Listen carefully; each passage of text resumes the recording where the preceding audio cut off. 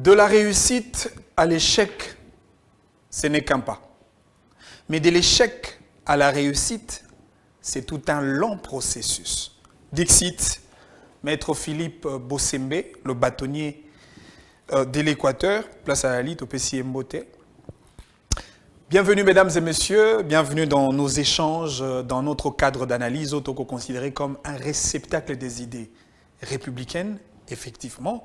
Et c'est Nabiso, tout ça là partage et tout échanger. J'ai vu des commentaires et à bateau.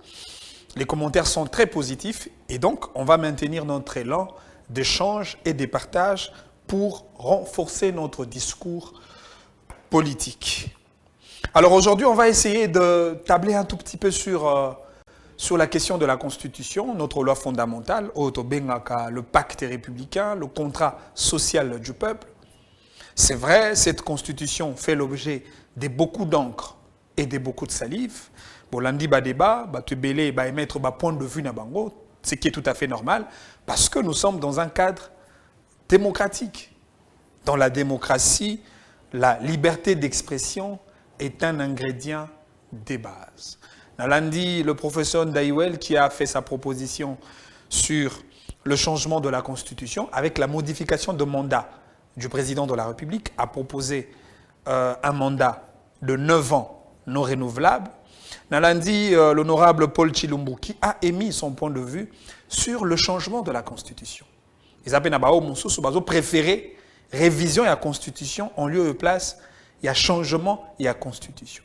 Et ils ont la recours na mayele qui est proposé par l'ouvrage du professeur Évariste Bouchab, qui nous a pondu des idées sur la Constitution. Alors, le choix entre la révision de la Constitution et l'inanition de l'État. Mais ce qui est beaucoup plus évident, c'est que les savants congolais, droit constitutionnel, c'est vrai, nous reconnaissons un certain nombre de figures de droit constitutionnel des renom, notamment le professeur Edouard Mpongo Bokako Baotolinga, P.A. Sonam, Ali Motomoko Amaele, Mingi, dans le domaine du droit constitutionnel congolais, le professeur Djelo, le professeur Bibombe, Bazali Lelo vivant, le professeur Évariste Bouchab,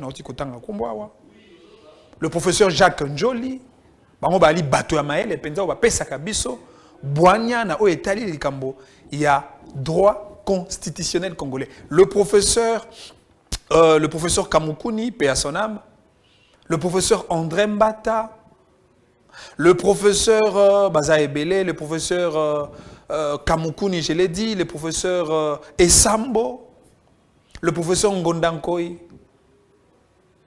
le professeur Baza Ebele, Baza vraiment Ebele, certains même j'ai oublié le nom, le professeur Ebele, il y a droit constitutionnel congolais, ou Pesibiso Maël, na Oetali, l'étude de la Constitution. Mais il y a une nécessité. Il y a qu'à maintenir la constitution de notre pays, ou soit il y a qu'à modifier, parce que la modification, elle est prévue dans la constitution, ou soit carrément, il y a qu'à changer la constitution. Or, et c'est ce qui a changé la constitution, Tokolongwa directement dans la 3e République pour que Toko dans la 4e République. Parce que c'est la constitution définitive qui marque effectivement les signaux d'une nouvelle République. Ah, la constitution il y a 18 février 2006, telle qu'elle est révisée le 20 janvier 2011, où il y a la constitution définitive, où il y a marqué effectivement présence, il y a 3e République. Mais il y a des Congolais émettre un point de vue na bango, tout en disant que cette constitution que nous avons aujourd'hui a présenté beaucoup de faiblesses. Certains même disent que le problème, ce n'est pas un problème de texte, mais c'est plutôt un problème d'homme. Mais est-ce que ce qui est ali na ba texte ya malamu te ndeto kozwa bato ya malamu? Ça c'est une question. Mais est-ce il suffit d'avoir des bons textes pour aussi avoir des bons dirigeants? Ça aussi, c'est une question. On est au bateau, au sujet de la Constitution. Mais ce qui est malamu, on a été courant pendant alimi balé. Notamment le courant et bateau balingi, oui, to maintenir la même Constitution, mais avec des firmes modifications à certaines dispositions, ça peut poser des problèmes. Il faut changer carrément la Constitution parce qu'il y a certaines questions sensibles qui méritent d'être touchées, notamment la question du mandat du président de la République. Il faut estimer que le mandat de 5 ans pour un Congo aussi grand, pour une nation aussi grande, avec autant de problèmes, 5 ans ne suffit pas pour que le président de la République accomplisse des tâches, exécuter ses projets au bénéfice de Congolais. Encore que chaque président, lorsque a eu bâton de commandement de la République, a toujours 3 types de projets. Il y a des projets à court terme, exécutés autour d'une fourchette d'1 ou 2 ans, 2 ans, pour que le projet à court terme ils la réaliser. Ils ont un projet à 100 jours. Et que c'est une fourchette pratiquement, il y a 1 année ou au maximum 2 ans. Ils ont un projet à moyen terme. L'espace, il y a 4 à 5 ans, 6 ans ou 7 ans. Et puis, ils ont un projet à long terme. C'est un délai d'exécution un peu beaucoup plus long et large pour que le projet en dengue wana ezala réalisé. Ils ont un projet à port en eau profonde et à banana. Un projet pour relier le Congo avec des routes interprovinciales, interurbaines. Ils ont un grand projet où ils ont mais de l'autre côté, on peut estimer que non, ce n'est pas nécessaire parce qu'il y a le principe de la continuité de l'État qui voudrait que le président Oyakoya qui remplacer le président Azalaki Kala a continué le projet. Mais malheureusement, du point de vue de mentalité politique, très généralement, c'est cela le constat le plus nauséabond au cadre et à contexte politique congolais. Chaque président au remplacement à président Mosusu a souvent la tendance à changer les décors en termes de partenariat de développement, décors en termes de vision politique, de vision de gouvernance, décors en termes même il y a choix, il y a des partenaires, et puis il y a des politiques publiques à diligenter pour l'intérêt de la nation.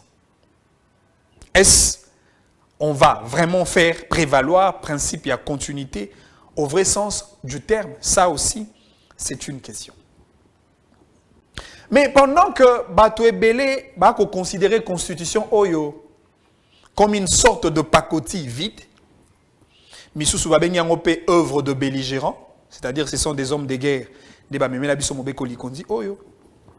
Misusu va bien une sorte d'importation extérieure, c'est-à-dire ils ont loko tozu et pas bapaya, ba ko benga ngona lopoto, les mimétismes constitutionnels. Misusu va lobi que la Constitution Oyo est dépourvue de toutes les réalités sociologiques. C'est une constitution qui ne reflète pas l'identité congolaise. C'est une constitution qui ne rencontre pas les réalités de notre pays. C'est vrai, c'est un point de vue à respecter. Mais au-delà, il y a un aperçu.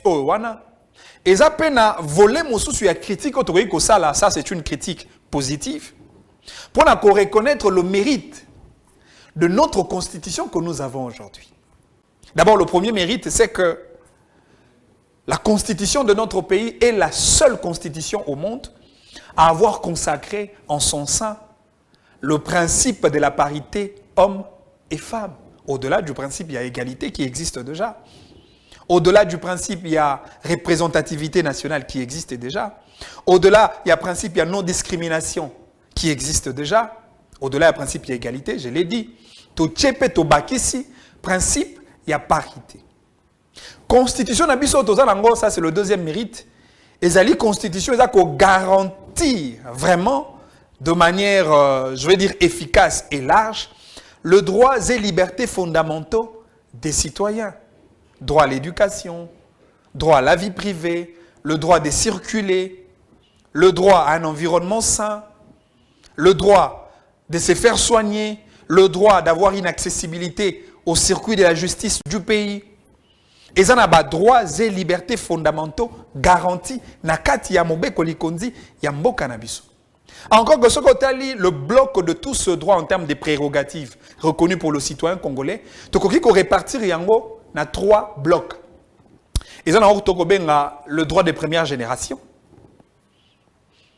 le droit civil, voilà, le droit citoyen, etc. Ils appellent le droit de deuxième génération, le droit politique, le droit d'être éligible, le droit d'être électeur, le droit de voter, le droit de participer dans une compétition électorale, le droit d'organiser des activités politiques, le droit de créer un parti politique. Et puis enfin, ils ont le droit de la 3e génération, le droit collectif, le droit à la démocratie, le droit pour un peuple de s'auto-suffire, le droit à un environnement. Droit aux bénéficier le droit pour un bon nombre de Congolais, le droit de la 3e génération. Na katika ka mobe kolikondi na biso ba chepe moi accent moké à considération na o etali le droit de l'opposition politique parce que tobo sanate mobe kolikondi na biso a été conçu dans un cadre de mettre fin na vicissitudes politiques, différentes crises récurrentes dans un contexte politique congolais, depuis le coup d'État à Mobutu, après le départ de Mobutu, après le coup d'État de Mzee Laurent Désiré Kabila, l'avènement de Joseph Kabila, et donc, Essengelagi Keto balisé chemin à Sika avec un ordre constitutionnel bien établi. Et constitution Owana, elinga qui était tolongwa d'abord na forme ya autocratie. Dans un régime de dictature, un régime de monopartisme, de l'unilatéralité de la pensée politique. Tatabo, Ekolobo, Mokondibo, Moko. Pour introduire biso, un régime il y a multipartisme. Et si quand on a une brèche de compétition, na ba parti politique, na ba personnalité politique, pe na ba regroupement politique pour que ba kende na bitumba ya maele. Na ya makanisi pour que le meilleur gagne yenda kobima mokambi ya mboka na niveau ya magistrature suprême topé bakambi comme ba représentant du peuple na niveau ya parlement. Mais na kasa mobe kolikondi na biso la constitution a prévu un certain nombre de droits comme je viens de le dire pour l'opposition politique. Et ça ce sont des avantages oh eza kotali ça a été mobe kolikondi na biso eza ko consolider davantage les patrimoines démocratiques de notre pays. Parce que dans cette constitution, il y a l'article 8 qui consacre la sacralité des activités de l'opposition politique. Kakanakati Arombeko Likondi Oyo va prévoir même la possibilité d'un porte-parole de l'opposition politique. C'est-à-dire que l'opposition est sengeli na kozala na molobeli na yango Oyo akoya ko prévaloir ba prétention politique venant de l'opposition. Mobeko Likondi Oyo peut prévoir un cadre juridique approprié pour l'opposition politique. La loi portant statut de l'opposition politique. Wane yali ba mérite. Oh constitution Etienne Akati. Mais tant tolingi to réviser constitution, to peut changer constitution. Il ne suffit pas d'avoir des discours génériques. Non. Il ne suffit pas d'avoir des discours de positionnement. Non. Il suffit d'avoir un discours substantiel, un discours de contenu. Kotali Sanabato, pourquoi on doit changer la Constitution? Quelles sont les raisons? Quels sont les motifs pour lesquels on peut procéder au changement, tout comme à la révision de la Constitution? Parce que ce qui est tout à fait normal, c'est que la Constitution, comme l'œuvre humaine, est susceptible d'être modifiée. Elle est autant susceptible d'être changée. Parce que la Constitution, toute Constitution au monde d'ailleurs, subit 3 étapes déterminantes. Étape à l'Ibosso, c'est étape, il y a constitutionnalisation de la Constitution. Étape, il y a élaboration. Deuxième étape, il y a reconstitutionnalisation de la Constitution. Étape, il y a révision. Et puis enfin, il y a étape, il y a misato. Étape, il y a déconstitutionnalisation de la Constitution. Étape, il y a abrogation de la Constitution. Maintenant, qui élabore la Constitution? Le pouvoir constituant originaire. Ici, il n'y a pas de problème. Qui révise la Constitution? Le pouvoir constituant dérivé. Maintenant, qui peut changer la Constitution? Or, ici, nous disons que la Constitution, par le fait qu'elle a œuvre qui traduit la volonté expresse d'un peuple, un contrat social, pacte républicain du peuple congolais, et donc seul le peuple congolais qui a le monopole et le pouvoir d'échanger la Constitution au moyen d'un référendum. C'est-à-dire que si tu veux changer la Constitution, il faut organiser un référendum. Il faut que les Congolais disent oui, tu as changer la Constitution. Et puis, avant qu'il y ait un référendum, et c'est un bateau qui conduire démarche au référendum, il y a une faiblesse de la Constitution. Alors, je voudrais rester un tout petit peu sur un certain nombre de faiblesses. Il y a particularité, il y a exclusivité à la Constitution, la notion de la parité. C'est vrai, ce qui est article 14, alinéa 5, on parle de la prise en compte, il y a principe, il y a parité dans toutes les institutions publiques à caractère national, provincial et local. Et si au principe, il y a égalité, ils allient déjà, parce que dans toutes les constitutions du monde, en Afrique et partout, le seul principe qui revient dans l'architecture, il y a chaque constitution à État, il y a un principe, il y a égalité. Et même dans tous les instruments juridiques du monde, on ne parle que du principe de l'égalité. Mais très exceptionnellement, la RDC, au-delà, il y a égalité, la RDC ajoute le principe de la parité. Maintenant, voilà mon point de vue par rapport à ces principes de la parité. D'abord, ce qu'il faut retenir, le concept parité n'est pas un concept d'origine juridique. Non.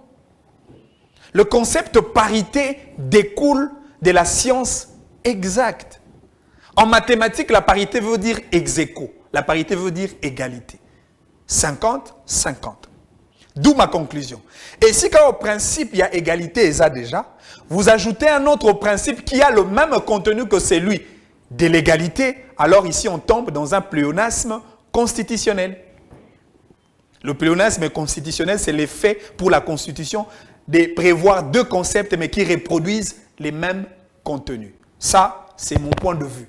Oui, j'ai le droit de mettre un point de vue parce que je suis scientifique, parce que je suis intellectuel, parce que parce que je ne dois pas rester focus sur les ouvrages qui nous ont été pondus par nos enseignants. Parce que je dois avoir une certaine capacité d'interpréter les faits constitutionnels. Oui, il y a un pléonasme constitutionnel et ça se justifie. Maintenant, autre chose, toujours sur la parité. Article 14, alinéa 5, il faut tenir compte d'un principe dans toutes les institutions publiques à caractère national, provincial et local. Alors moi, je me pose la question. Comment on peut respecter ou appliquer les principes de la parité sur une institution comme, par exemple, l'Assemblée nationale? Parce que dans l'Assemblée nationale, tu as 500 sièges, 500 députés. Maintenant, je me dis, comment on peut avoir la parité dans l'Assemblée nationale pour avoir 250 députés hommes et 250 députés femmes? Est-ce qu'on va imposer aux électeurs, parce que les députés sont élus dans un suffrage universel direct par le peuple. Est-ce qu'on va imposer au peuple de voter 250 députés hommes et 250 députés femmes? Du coup, je dis non. Parce que la loi électorale repose essentiellement sur la liberté de choix. Vous ne pouvez pas imposer aux électeurs de voter député à Moissi, topé député à Mobali. Ça n'a pas de sens. Encore une fois, les principes de la parité trouvent ses limites dans le contexte de l'Assemblée nationale. Ce qui est même un token, un exemple, Tata Mokonzi Mboka, fonction à président de la République. S'il faut respecter la parité au sens de l'égalité parfaite, c'est-à-dire en temps normal, il faut voter président à Moissi, non président à Mobali. Pour que le principe de parité, ils allaient respecter le lingue article 14 alinéa 5 et lobby. Or, vous allez constater avec moi que le principe de la parité, ça c'est ma conclusion. Encore une fois, ça c'est ma réflexion. Parce qu'en tant qu'acteur politique, tant que tu es à la télévision, tant que tu réfléchis sur les questions de l'État, il faut plutôt à même, il y a une proposition à bisso. Parce que les réformes, effectivement, viennent des idées des hommes et femmes que nous sommes.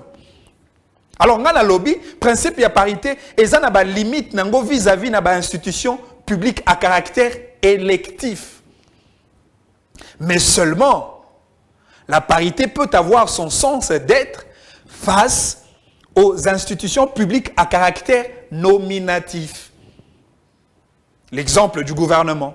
C'est à l'autorité des nominations de respecter l'exigence de la parité en nommant 17 ministres hommes et 17 ministres femmes, comme ça a été dans le premier gouvernement de François Hollande.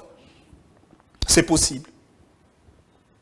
J'ai suivi à une certaine époque, et je crois que c'était la démarche législative de Madame Geneviève Inagozi au niveau de l'Assemblée nationale, qui avait initié une pétition réclamant la parité de 30%. Mais non! On ne peut pas parler de la parité en termes de 20%, en termes de 30%, en termes de 35% ou en termes de 40%. La parité veut dire égalité, 50-50. C'est-à-dire si les femmes s'engagent dans une telle démarche, c'est-à-dire que les femmes elles-mêmes ne comprennent pas la portée même du concept parité. Ça fait partie des faiblesses. C'est-à-dire que mon colo tokolingato réviser constitution. To peut changer la constitution et que senga na biso to mirako tala moi moke likambo parité na katia mobeko likondi. Un autre point. Oui, ça ko senga quand même une certaine réflexion. Ezali likambo ya composition ya cour constitutionnelle.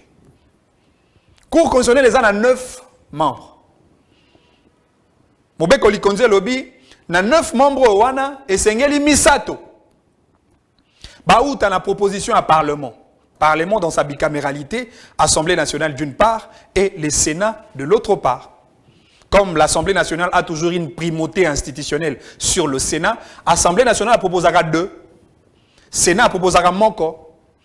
Le Parlement dans son ensemble va proposer 3 membres, il y a cour. Balobi sous 3 membres, il faut pas un Conseil supérieur de la magistrature. Kuna problème ezate, bango bakotinda 3 na bango, na katia ya cour constitutionnelle. Mais ce qui m'intrigue un peu, c'est lorsque l'on réserve au président de la République l'apanage de choisir les 3 autres candidats ou membres de la cour constitutionnelle. C'est-à-dire, Mobeko Likonzi Lobi, même Tata Mokonzi Mboka, azapen a droit à kotinda 3 juges naïés. Mais ce qui est étonnant, les mêmes présidents est injusticiable devant la même cour. C'est-à-dire, en réalité, cette constitution que nous avons aujourd'hui fait du président un juge et parti. Comment pouvez-vous imaginer que Bapesio Ningisa, ou pour na juge Misato, pour juger yo, penserez-vous vraiment que juge wana va juger avec neutralité, avec indépendance? Je ne pense pas. Encore une fois, cette démarche qui nous a été proposée par la Constitution en reconnaissant au président de la République le privilège de choisir 3 membres de la Cour frise le principe sacro-saint de l'indépendance des juges. Pourtant, bisogno sotolobara indépendance de la justice, indépendance de la justice. Mais on aura de l'indépendance de la justice si réellement cette justice est indépendante, si elle ne subit pas des pressions, des menaces, des subordinations venant des politiques. Encore que, même dans l'Italie, influence de décision dans la Cour constitutionnelle. Tu as la réalité politique. Le fait que le président de la République a déjà 3 membres dans la Cour, encore que le même président bénéficie d'une majorité au Parlement, c'est-à-dire il bénéficie aussi de ces 3 juges qui ont été choisis par le Parlement. C'est-à-dire, en temps normal, le président a 6 membres au sein de la Cour. Ici, je m'adresse à cette Kikouni, sera évité. Hein? Oh, requête. Oui, requête, mais le président a 6 membres. Nakati, il y a cour constitutionnelle. Une parenthèse, s'il vous plaît. La question du jour n'a pas été orientée sur cette Kikouni, mais on en parle quand même parce que c'est une question de requête. Et cette Kikouni, comme candidat, président de la République, a introduit une requête contestant la candidature du candidat Félix Tshisekedi de Chilombo.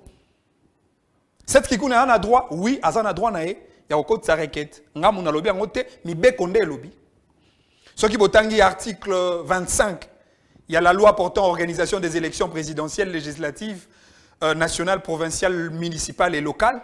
Bon, comme on a été mi be ko lobi, oui, ba candidat au bazan na kati ya compétition électorale, topé ba membre ya parti Oyo est reconnu par la CENI, topé candidat ou un mandataire d'un candidat peut contester la candidature d'un autre candidat. Mais là où on épaissit moi quelques nuances. D'abord, la première nuance, c'est autour du délai. Balobi, 4 jours après la publication par la CENI,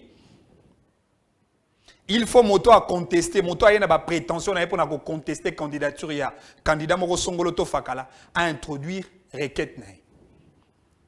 Deuxième nuance, c'est que la loi ne reconnaît que la procédure de la requête, pas un autre moyen. Il faut introduire une requête auprès de la Cour pour que la Cour a se saisir sur le litige. Troisième nuance, Nenge Seni a publié qui liste à bas candidat. Du moment où, ça c'est un exemple que je prends comme ça, du moment où il n'y avait aucune contestation de la candidature d'un candidat, c'est-à-dire la Cour ne pouvait pas s'en saisir. Parce que indépendance, la CENI est indépendante. L'indépendance de la CENI s'atteste justement sur la question de la technicité électorale. L'indépendance de la CENI n'est pas absolue, elle est relative. La CENI est indépendante seulement sur les questions d'expertise électorale.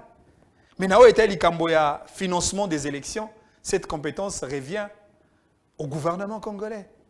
Dans le sécurité électorale, cette compétence revient à l'apanage exclusif du gouvernement congolais. Dans le texte régissant les cadres électoraux, cette compétence revient au Parlement. Mais dans le contentieux, cette compétence revient à l'apanage de la Cour constitutionnelle, surtout dans l'Italie, Maponami, il y a le président de la République. Mais le contentieux n'est contentieux que lorsque une partie conteste, comme c'est le cas aujourd'hui. Cette Kikouni conteste la candidature de Félix Tshisekedi. Noël Tiani conteste la candidature de Moïse Katumbi. Ouais, bazan a droit na bango. Et c'est au juge, après avoir reçu ma prétention et ma partie lésée, c'est au juge de nous en dire plus. Ça, c'est une réalité du contentieux électoral. J'en parle parce que Togo le Mamba Constitution. Togo le Mamba Constitution. Bandeko, toujours dans le cadre, il y a une raison. Oui, quand il biso to changer constitution, na ko sepela na tangela biso article moko awa. Pe boko ka passi. Et je sais que beaucoup vont comprendre avec moi que la constitution que nous avons aujourd'hui en réalité, c'est une constitution qui a subi une fraude constitutionnelle. Oui, je parle de la fraude constitutionnelle. Parce qu'il y a une différence entre une fraude constitutionnelle et une fraude à la Constitution. La fraude constitutionnelle s'opère depuis la généalogie de la Constitution. C'est une fraude congénitale qui a été conçue du moment de l'élaboration de la Constitution. Pourtant, la fraude à la Constitution intervient effectivement lors de la révision constitutionnelle. Les cas patents d'une fraude à la Constitution, c'est justement le cas du changement du scrutin. Il y a un mode de scrutin qui était de 2 tours. On l'a changé à 1 tour pour favoriser le candidat Joseph Kabila à l'époque. Ça, c'est une fraude à la Constitution. Mais ici, je parle d'une fraude constitutionnelle. Botanga, article 217, il y a la Constitution en Bokanabiso. Mobeko Likonzi et Lobby. La République démocratique du Congo peut conclure des traités ou des accords d'association ou des communautés comportant un abandon partiel de souveraineté en vue de promouvoir l'unité africaine. Nabandeli.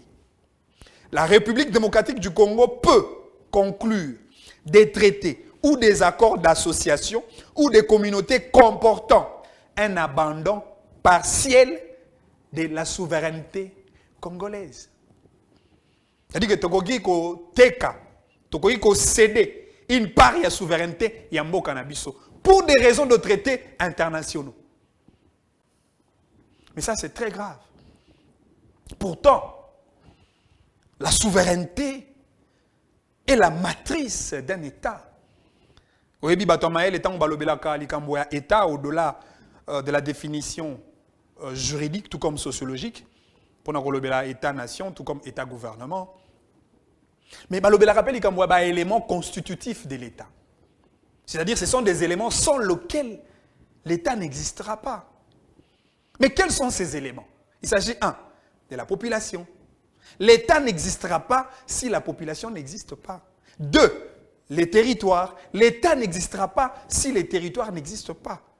Et 3, la souveraineté. L'État n'existera pas si la souveraineté n'existe pas. Et en parlant de la souveraineté, il faut regarder ces concepts dans une parallaxe binoculaire. Nami Somi Balé. Parce qu'il y a une différence entre la souveraineté de l'État à ne pas confondre avec la souveraineté dans l'État. La souveraineté dans l'État, c'est l'autorité de l'État, mais à l'intérieur du territoire national. L'État utilise sa contrainte publique pour imposer son autorité. Et on va bien État gendarme, État policier. Mais de l'autre côté, la souveraineté de l'État, c'est la reconnaissance de votre souveraineté dans une sphère internationale. Parce que dans un cadre international, le cas de l'ONU ou d'une organisation internationale, les souverainetés des États sont égales. La souveraineté de l'État congolais n'est pas supérieure ou inférieure à la souveraineté française ou à la souveraineté belge. Du point de vue de souveraineté, nous sommes tous égaux. C'est comme ça qu'on parle du principe de l'égalité dans une organisation internationale. Mais à Watolobi, il faut céder une part de la souveraineté en Mboka. N'est-ce pas une constitution truquée? N'est-ce pas une constitution fraudée? N'est-ce pas une constitution trichée? Déjà en amont, on a fraude congénitale. Ce qui peut être au État de nationalité congolaise, parce que la question de la nationalité fait l'objet de beaucoup de débats, de beaucoup d'encre et de beaucoup de salive. Bon, comme on a été, même dans la nationalité prévue dans l'article 10 de la Constitution, bon, comme on a été, nous avons subi une grande infiltration par les ennemis de la République qui malheureusement ont dirigé le pays pendant 18 ans. Et bon, vous êtes d'accord après mes explications, bon, comme on a été l'élo. Ce qui a la constitution, c'est possible que quelqu'un camerounais puisse devenir le président de la République. C'est possible que quelqu'un rwandais a comme président de la République. Un Malien peut devenir président de la République. Un Belge peut devenir président de la République. Un Juif peut devenir président de la République. Un Tanzanien peut devenir président de la République. Au regard de l'article 10 de notre Constitution. Lorsqu'on parle de la question de la nationalité, il y a un élément très important qu'il faut soulever. L'élément de la date référence. Parce que la date référence dans cette question de la nationalité est considérée comme le point de départ d'une nationalité.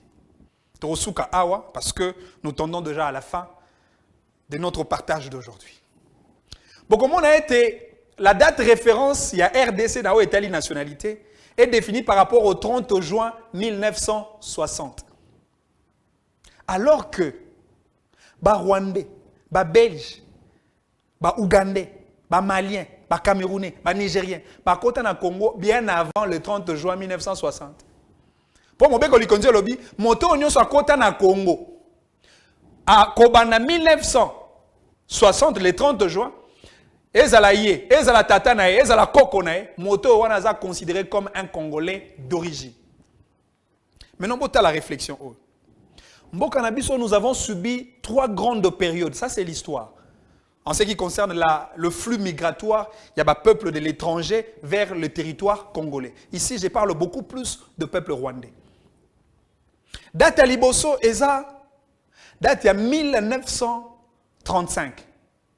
Tango grogne social et frappagi bandegonabiso à Rwanda, une partie à Burundi. Le colon belge de l'époque avait organisé un corridor humanitaire.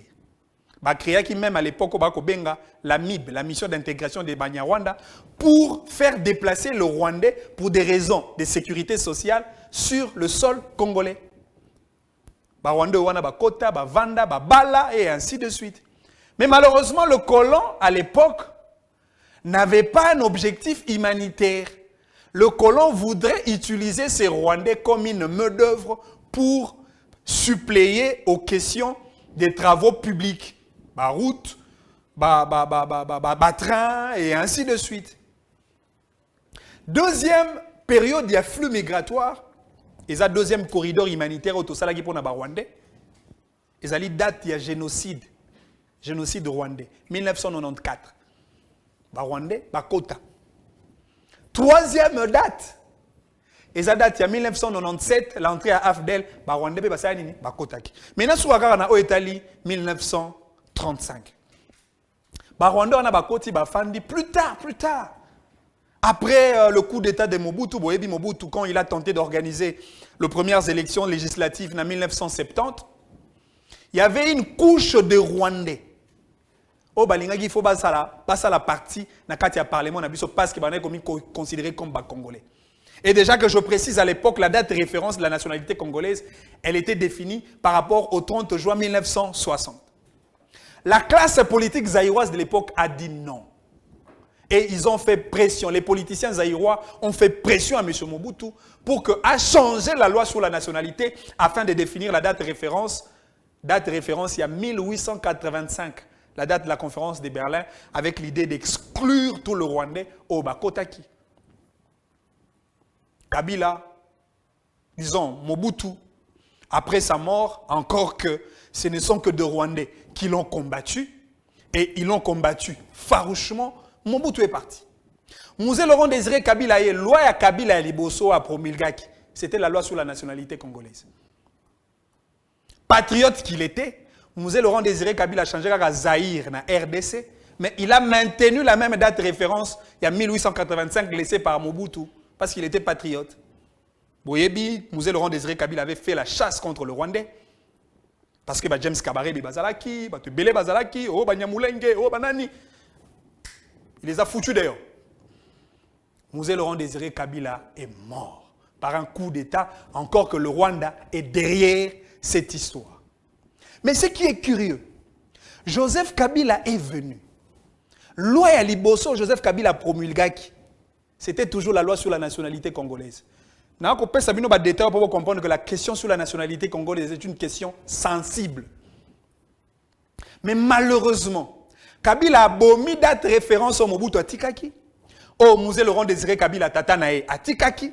Il y a Zongi Sibiso na date référence, il y a le 30 juin 1960 pour que tu reconnaître les Rwandais nyoso ba Kota comme ba Congolais d'origine. Et c'est cela la tricherie. C'est cela l'infiltration constitutionnelle. C'est cela l'espionnage légal.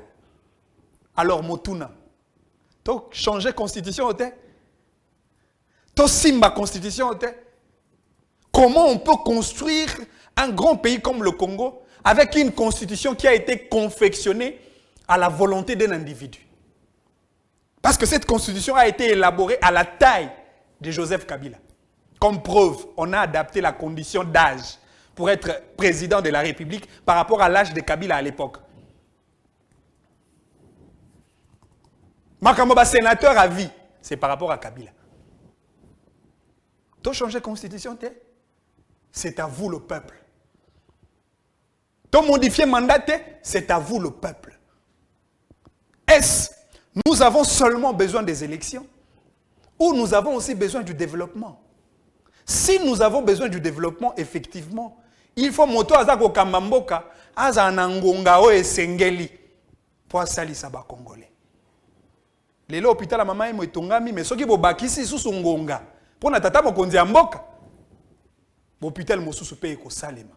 D'où la question du changement de la constitution, mais c'est à nous, le peuple, d'en juger l'utilité et la nécessité. Mais entre-temps, to simba constitution, to simba constitution te Tshisekedi azanan.